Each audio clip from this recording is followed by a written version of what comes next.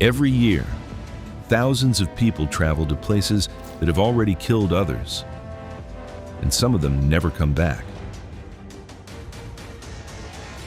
These are 20 real destinations where danger isn't a possibility, it's a guarantee. Death Valley.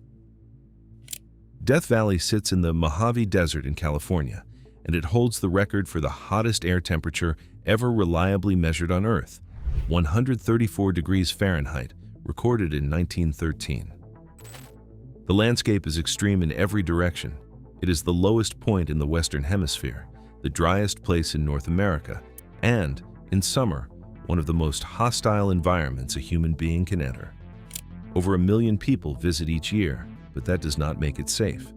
People die here every season, from dehydration, heat stroke, and vehicle breakdowns in areas with no cell service and no shade. The heat is only part of the problem. Flash floods can tear through the desert with no warning, and the terrain offers no shelter. Roads buckle and melt, engines overheat, tires blow out. In July 2024, 9 consecutive days topped 125 degrees Fahrenheit.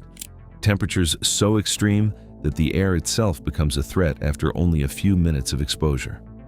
The National Park Service issues extreme heat warnings during the summer months, but tourists still arrive, often unprepared. What makes Death Valley especially dangerous is that it looks like a destination. There are roads, parking lots, and a visitor center. People drive in with ordinary cars and no extra water. That illusion of accessibility has cost lives. Park rangers respond to heat emergencies every single summer, not from extreme adventurers, but from regular tourists who simply underestimated what they had walked into. Cliffs of Moher. The Cliffs of Moher stretch along the western coast of Ireland, dropping 700 feet straight into the Atlantic Ocean. Over 1.5 million people visit every year, drawn by views that stretch across the sea to the Aran Islands. The cliffs are stunning. They are also genuinely deadly. Between 1993 and 2017, 66 people died on or at the base of the cliffs, and deaths have continued since. In 2025, significant sections of the coastal trail were closed due to severe safety concerns after multiple fatal falls in a single year. The trail runs right along the edge, with no barriers in most places. The ground is uneven and often slick with rain, which falls here regularly, even in summer. Wind gusts off the Atlantic can be sudden and violent, and sections of the cliff have been known to collapse without warning. A 2018 study published in the Journal of Travel Medicine found that most deaths involved people walking alone, and that alcohol was a contributing factor in some cases. Despite the warnings, tourists still wander beyond the marked paths to take photographs closer to the edge. Selfie deaths have been documented here. A young man died in 2019 after falling while trying to take a photo. The cliffs are one of Ireland's most visited natural attractions, and they are classified as a Grade 5 walking route, the highest difficulty rating in the country. That classification is not ceremonial. Lake Natron. Lake Natron sits in northern Tanzania near the Kenyan border, and at first glance, it looks like something from another planet. The water runs red and orange, stained by salt-loving microorganisms that thrive in its extreme chemistry. The lake has a pH that can reach 10.5, close to the same level as household bleach, and surface temperatures that can hit 140 degrees Fahrenheit. Most animals that come into contact with its water do not survive. Their carcasses calcify along the shoreline, preserved in grotesque poses by the mineral-rich brine. The lake got international attention after photographer Nick Brandt published images of calcified birds and bats he found washed up on its shores. The images looked staged. They were not. The animals had simply died in the water, and the high concentration of sodium carbonate preserved them in position. Migrating birds sometimes mistake the lake's reflective surface for open sky and crash into it. They do not get back out. What the lake does to an unprepared human body is not difficult to imagine. Despite all of this, Lake Natron is also one of the most important flamingo breeding sites on Earth. Around 75% of the world's lesser flamingos are hatched here. Their legs are covered in tough, scale-like skin that protects them from the caustic water, a biological adaptation that took thousands of years to develop. Tourists do not have that protection, and wading into the lake without knowing what it contains has caused serious chemical burns. The Amazon rainforest. The Amazon is the largest tropical rainforest on Earth, covering over 5.5 million square kilometers across 9 countries. It is also home to more species capable of killing a human being than almost anywhere else on the planet. The fer-de-lance, one of the most venomous snakes in the world, lives here, blending into the forest floor with near-perfect camouflage. So does the bushmaster, the longest venomous snake in the Americas, which can grow to over 11 feet. Black caimans patrol the rivers, jaguars move through the undergrowth. Bullet ants, whose sting is described as the most painful caused by any insect, are everywhere. Wildlife is only part of the threat. The Amazon mosquito is the primary carrier of malaria in the region, infecting thousands every year. Contaminated water causes illness within hours. The forest itself is dense enough to disorient experienced guides. Getting lost here without a map and a compass is a death sentence in many areas. There are no roads in most of the interior, no cell service, and no rescue infrastructure. Medical help can be days away by river. The Amazon also has a serious human threat layer. In 2022, journalist Dom Phillips and indigenous expert Bruno Pereira were murdered while working in a remote area of the Brazilian Amazon, a killing that shocked the world. Illegal logging, drug trafficking, and land disputes have turned parts of the forest into active conflict zones. Visiting the Amazon without an experienced local guide is not adventure. It is a gamble with very short odds. Madidi National Park. Madidi National Park in Bolivia covers nearly 19,000 square kilometers of the upper Amazon basin, and it is considered by many biologists to be the most biologically diverse place on Earth. That biodiversity is not a selling point. It is a warning. The park is home to over 120,000 insect species, around 270 mammal species, more than 200 species of reptile, and over 1,100 bird species. An enormous number of those insects, plants, reptiles, and amphibians are capable of causing serious harm to humans. The park has a reputation among researchers for being particularly hostile. Plants here are not just thorny. Many are toxic on contact. Fire ants, poison dart frogs, and venomous spiders are found throughout the vegetation. Even a minor scratch from certain plant species can cause severe infection. Scientists and guides who work in Madidi follow strict protocols, and even then, medical evacuations from the interior are common. There are no hospitals inside the park. The nearest serious medical facilities are hours away by boat. Yossi Ginsberg, a traveler who became lost in an area that is now part of Madidi back in the 1980s, survived 3 weeks alone in the jungle before being found. His account of the experience, fire ants, jaguar encounters, starvation, and fungal infections that ate through his skin, became a book and later a film. He was lucky. Most people who get lost in terrain like this do not get a book deal. They simply do not come back. Oymyakon.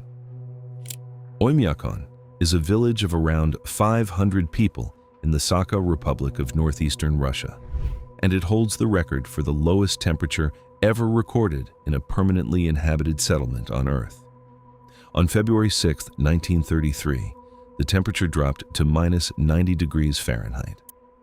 The average January temperature sits around minus 58 degrees Fahrenheit, and that is on a normal year. Below minus 58 degrees, ice crystals form in the air itself, creating a faint swishing sound as the moisture in your breath freezes the moment it leaves your body. Life in Oymyakon is built entirely around survival. Vehicles must be left running around the clock because engines will not restart once they cool down. Pipes freeze solid, so most homes have outdoor toilets. Mobile phones stop working in the cold. Crops cannot grow in permafrost soil, so the population lives largely on reindeer meat, horse meat, and fish from ice-cut rivers. Children still go to school unless the temperature falls below -61 degrees Fahrenheit. That is the threshold considered too cold for class. Tourists do visit Oymyakon, drawn by the novelty of surviving extreme cold. What they find is a place where the cold is not a weather condition. It is the permanent baseline of existence. Exposed skin can suffer frostbite within minutes. Breathing the air too quickly can damage lung tissue. Glasses will freeze to a face. Fur-lined traditional clothing worn by the Yakutian people took centuries of refinement to reach its current design, and even that is not always enough. Oymyakon is not a destination, it is a test. The Darien Gap. The Darien Gap is a 60-mile stretch of jungle on the border between Colombia and Panama, and it is the only break in the Pan-American Highway, a road system that otherwise runs from Alaska to the southern tip of Argentina. There are no roads through the gap. There are no towns. There is no phone signal, no police presence, and no rescue service. What there is, dense jungle, swamps, mountain ranges, venomous snakes, and some of Colombia's most active drug trafficking organizations. The Gulf Clan, Colombia's largest drug cartel, controls movement through the Darien Gap. Migrants who cross it pay fees to armed groups for access to the route, and robberies, violent assaults, and kidnappings are well documented. In 2022, more than 200,000 people made the crossing. Hundreds died. The International Organization for Migration recorded at least 36 deaths in the gap in 2022 alone, but the actual number is believed to be much higher, as many deaths are never reported. For tourists or travelers who consider crossing the Darien Gap as an adventure, the risk profile is severe. There is no safe path through this jungle. Armed groups monitor the routes. The terrain causes injuries that become fatal without medical attention. Diseases including malaria, dengue fever, and yellow fever are present throughout. Even journalists and documentary crews who have entered the gap have done so with armed guards and emergency evacuation plans in place. Most turned back before completing the crossing. Skeleton Coast.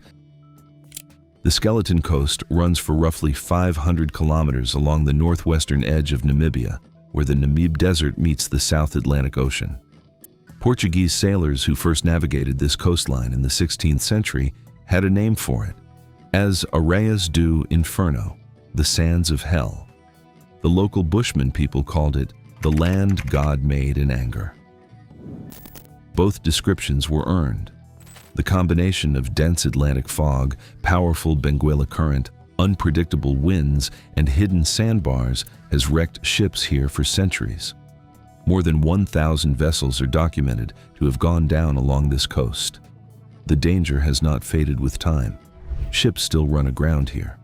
The fog can reduce visibility to near zero, and the currents are strong enough to pull even modern vessels off course before the crew realizes what is happening. The Edward Bolen, a cargo steamer that ran aground in 1909, now sits several hundred meters inland.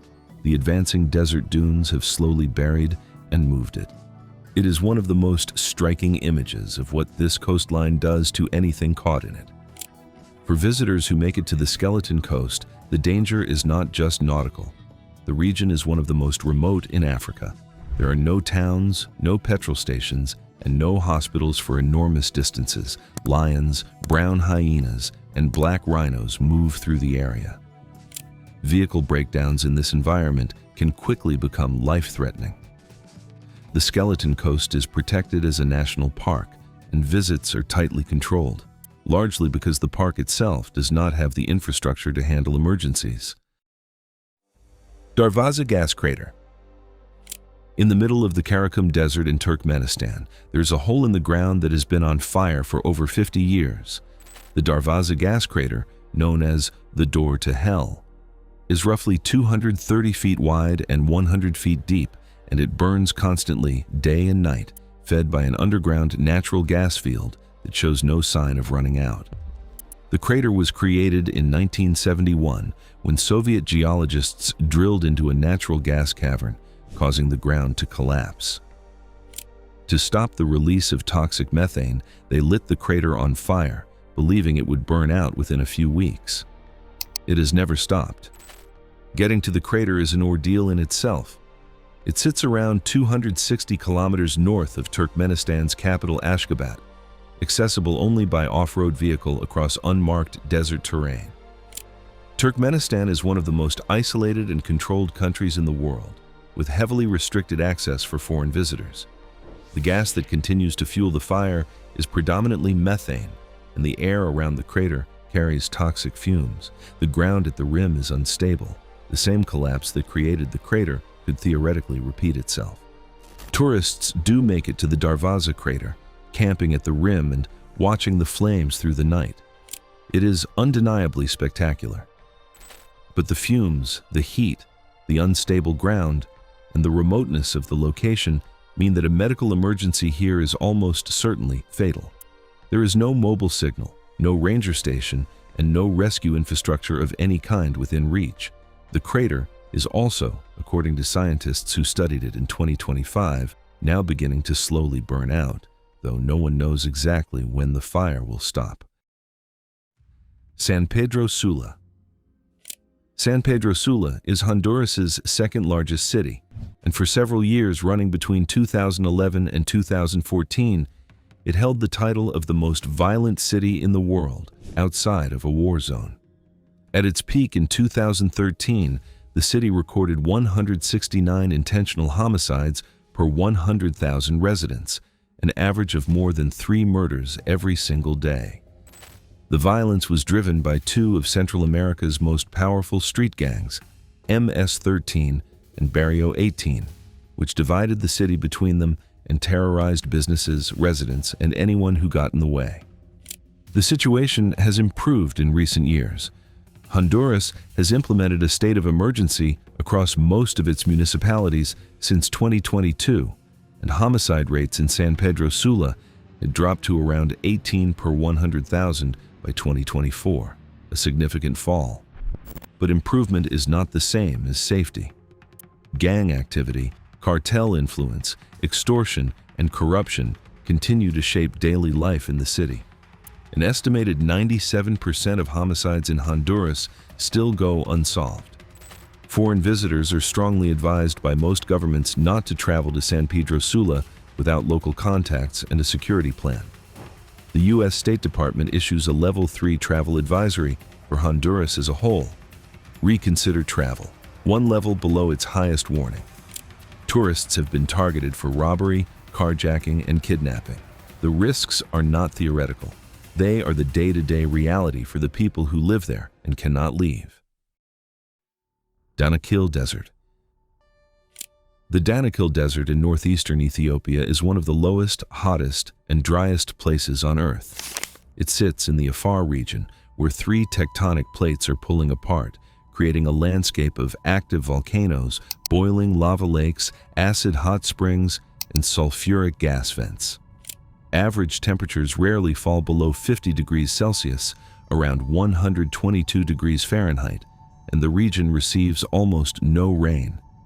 Scientists have described it as the closest thing to another planet's surface that exists on Earth, and the comparison is not flattering. The sulfuric gases that rise from the ground are not a background irritant. They are genuinely toxic. Prolonged exposure causes respiratory damage. The ground itself is chemically unstable in places, and the thermal springs and gas vents are not marked with barriers or warning signs. The lava fields are active. Erdi Ale, a shield volcano within the Danakil Depression, has been erupting continuously since 1967 and periodically sends lava flows across the surrounding terrain without warning. But the environmental danger is not the only threat here. In January 2012, a group of tourists and scientists camped on the rim of the Erta Ale crater were attacked by armed gunmen. 5 people were killed and 4 were abducted. The attack was carried out by a separatist group, and although security has been increased since then, all tourist groups now require armed escorts. The region remains politically unstable. Visiting the Danakil Desert means accepting that you are in one of the most physically hostile environments on the planet, in a country where some areas are still considered active conflict zones. North Yungas Road. North Yungas Road in Bolivia connects the capital La Paz to the lowland Yungas region, and for most of the 20th century, it was the only route that made that connection possible.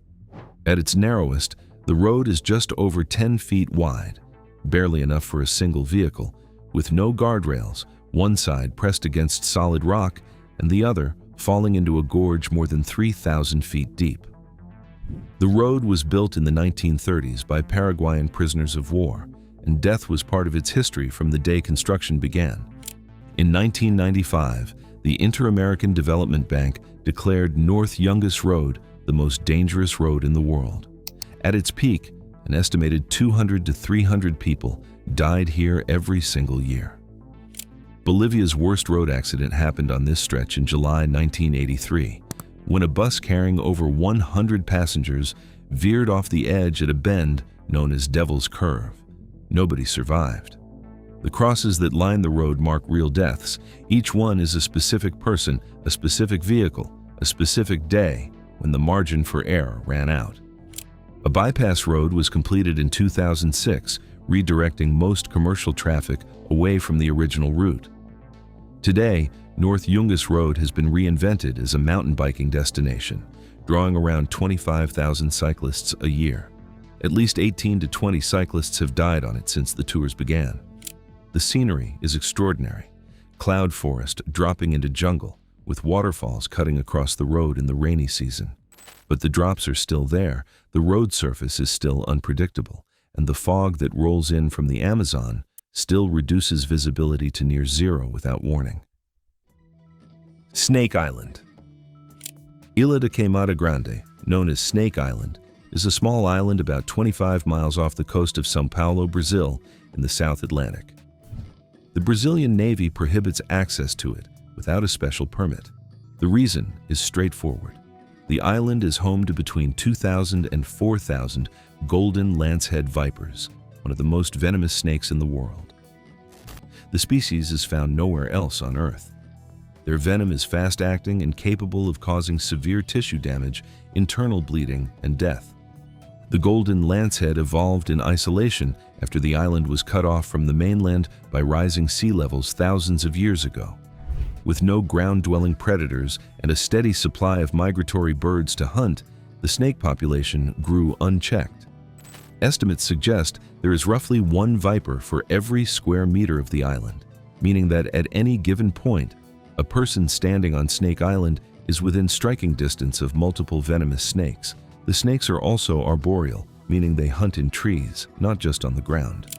The only authorized visitors to the island are Brazilian Navy personnel, who conduct maintenance on the lighthouse there, and scientists with permits from the government's environmental agency.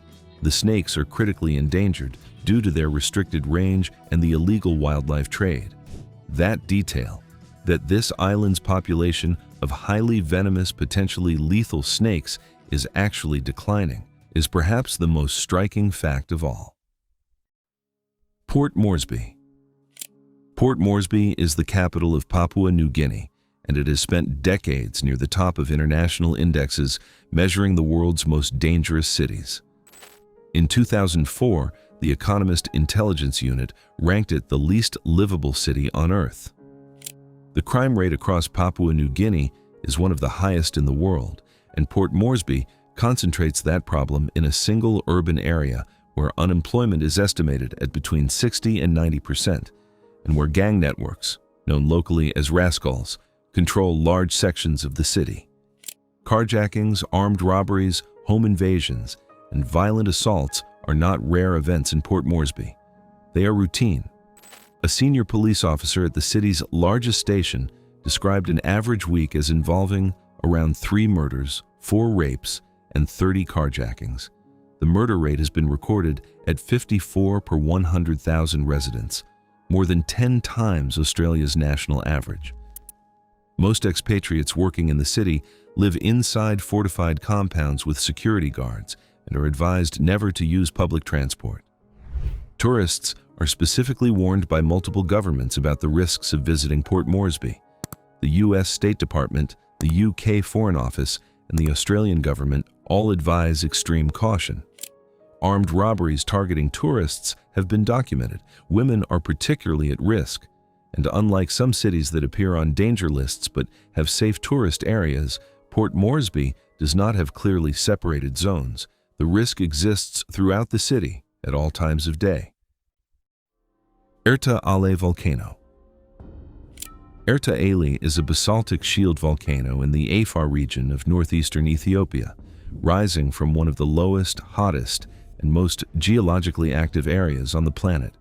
It sits in the Danakil Depression and has been erupting continuously since 1967, making it one of the most persistently active volcanoes on Earth. The summit contains a lava lake that has been present for most of the past century, a rare geological feature that draws scientists and daring visitors from around the world. The journey to reach it involves crossing some of the most hostile terrain on the planet, with no paved roads and extreme heat every step of the way. The volcano itself is only part of the danger. The surrounding region is politically unstable, and the history of visiting Erta Ale includes a real massacre. In January 2012, armed attackers, members of a separatist group, ambushed a group of tourists camped on the crater rim at night. 5 people were killed. 4 others were kidnapped and held for months before being released. It was not the first incident of violence in the area, and all tourist groups are now required to travel with armed military escorts. Even with escorts, the risks are substantial. The road to the volcano passes through terrain that has historically been mined. The heat in the Danakil region regularly exceeds 50 degrees Celsius. The volcanic gases around the crater are toxic at elevated concentrations. And the lava lake, while extraordinary to witness, sits in an active caldera on ground that shifts and cracks. The guides who lead tours to Erta Ale know the risks better than anyone. As one was quoted saying in a 2017 report, "Tourists will die here someday, I'm sure of it." Chernobyl Exclusion Zone. On April 26, 1986, reactor number 4 at the Chernobyl nuclear power plant in northern Ukraine exploded, releasing a radioactive plume that drifted across much of Europe. It was the worst nuclear disaster in recorded history. The nearby city of Pripyat, home to around 50,000 people, was evacuated the following day. Residents were told to bring only what they needed for 3 days. Most never returned. The Chernobyl Exclusion Zone, a roughly 1,000 square mile area around the plant, remains restricted to this day, with permanent habitation still prohibited.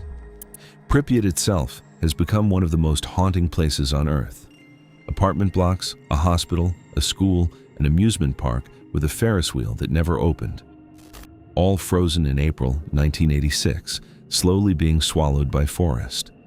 Trees grow through floors. Animal populations have returned in the absence of humans. Wolves, deer, and bears now move through the abandoned city streets. Guided tours of the exclusion zone have been available since 2011, and short visits are considered low enough in radiation exposure to be technically safe for healthy adults. The word technically is doing a lot of work there. Radiation levels in some parts of the exclusion zone remain well above what is considered safe for habitation. A 2016 study found levels in certain areas nearly double the established safety threshold. Visitors are monitored throughout. They are told not to touch anything, not to eat or drink outdoors, and not to pick up any objects from the ground. The exclusion zone is expected to remain uninhabitable for thousands of years. Scientists estimate it could be 24,000 years before some areas are cleared for permanent human settlement. North Sentinel Island. North Sentinel Island is a small island in the Bay of Bengal, part of India's Andaman and Nicobar archipelago. It is home to the Sentinelese, one of the last uncontacted peoples on Earth.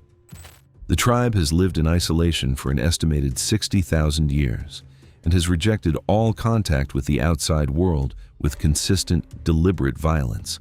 The Indian government has made it illegal for anyone to approach within 3 nautical miles of the island, both to protect the Sentinelese from outside disease and to protect outsiders from the tribe. That law exists for good reason. The Sentinelese have responded to every contact attempt with bows, arrows, and spears. In 2006, 2 fishermen whose boat drifted near the island were killed. In November 2018, an American missionary named John Allen Chow paid fishermen to bring him close to the island in an attempt to make contact. He was killed. His body was seen from a distance but could not be recovered. Any attempt to retrieve it would have meant risking more lives to recover one. The Indian government has not attempted to prosecute anyone in connection with Chow's death. The Sentinelese are understood to have a legal right to self-defense under Indian law, and the broader consensus is that the island belongs to them.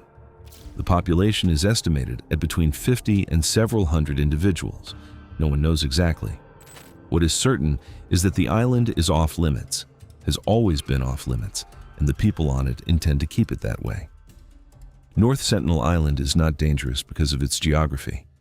It is dangerous because its inhabitants have made a clear and consistent choice. Mount Everest. Mount Everest stands at 29,032 feet above sea level, the highest point on Earth, straddling the border between Nepal and China. Since the first summit was reached in 1953 by Sir Edmund Hillary in Tenzing Norgay, more than 340 people have died attempting to climb it. The causes range from avalanches and falls to altitude sickness, exhaustion, and frostbite. Some of those bodies remain on the mountain, frozen in place, visible to climbers who pass them on the way up.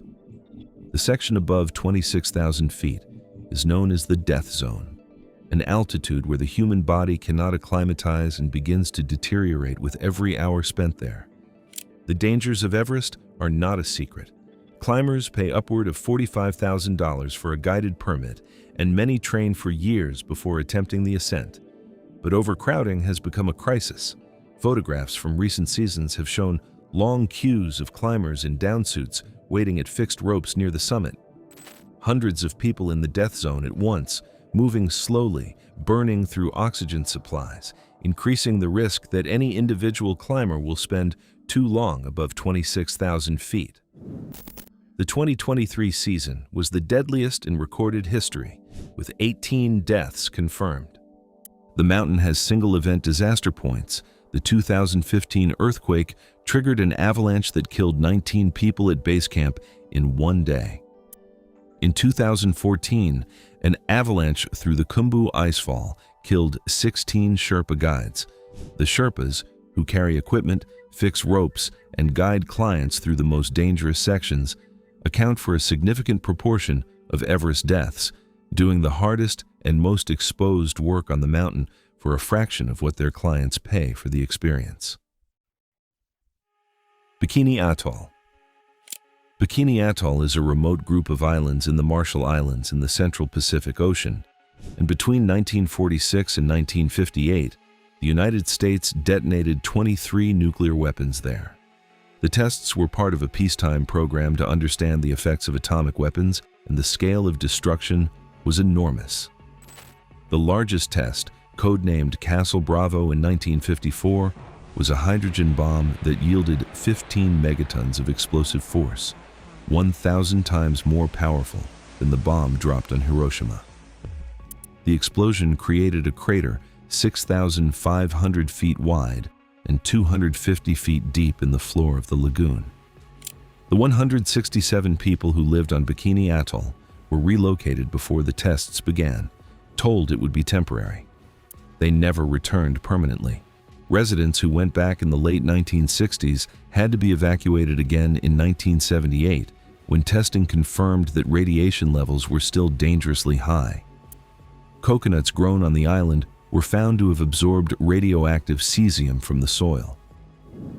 A 2016 Stanford University study found radiation levels in some parts of the atoll that were still well above the threshold considered safe for habitation. Bikini Atoll is now a UNESCO World Heritage Site and is technically open to scuba divers who come to explore the sunken warships that were used as test targets and now sit on the floor of the lagoon. But visiting requires significant planning, special permits, and a clear understanding of what the site is. The land remains contaminated. The food grown there cannot be eaten safely. The people whose home it was have never fully returned. Bikini Atoll is a place that was sacrificed, and the evidence of that sacrifice is still measurable in the soil, the water, and the health records of the people who once lived there. Pripyat. Pripyat was built in 1970 as a model Soviet city, designed to house the workers of the Chernobyl nuclear power plant and their families. By 1986, it had a population of nearly 50,000 people, with schools, shops, a hospital, a sports stadium, and an amusement park. On April 27, 1986, the day after the reactor explosion, residents were told to gather their belongings for a temporary evacuation. Buses arrived. The entire city was emptied in a matter of hours. Nobody came back. Today, Pripyat is the most radioactive city that a human being can legally visit. Guided tours operate from Kiev, and short visits are considered technically safe. Radiation exposure during a day trip is roughly equivalent to a long-haul flight. But that figure assumes visitors follow the rules exactly. No touching surfaces, no picking up objects, no eating or drinking outdoors, no entering structurally compromised buildings. Geiger counters spike in specific areas. Near the old hospital, where highly contaminated equipment was dumped after the disaster, readings can still reach alarming levels. What makes Pripyat different from every other entry on this list is the silence. The buildings are still there. The furniture is still inside them. Textbooks are still on desks. Gas masks are still on classroom floors. A Ferris wheel that never opened before the disaster still stands in the amusement park, rusting slowly in a forest that has grown back without human interference. Pripyat is a city that was ended in a single day, and it remains frozen in that moment, inside a zone that will not be cleared for settlement for thousands of years. It is the most complete record of what radiation does not just to human health, but to human life. These 20 places exist right now on the same planet where people book holidays and plan road trips. What separates the people who come back from the ones who don't is often nothing more than a single decision. One wrong step, one night in the wrong place. Some of the people on this list had no idea what they were walking into until it was already too late. If you enjoyed this video and want to learn more beyond belief facts, click on the video appearing on your screen now and remember to hit the subscribe button.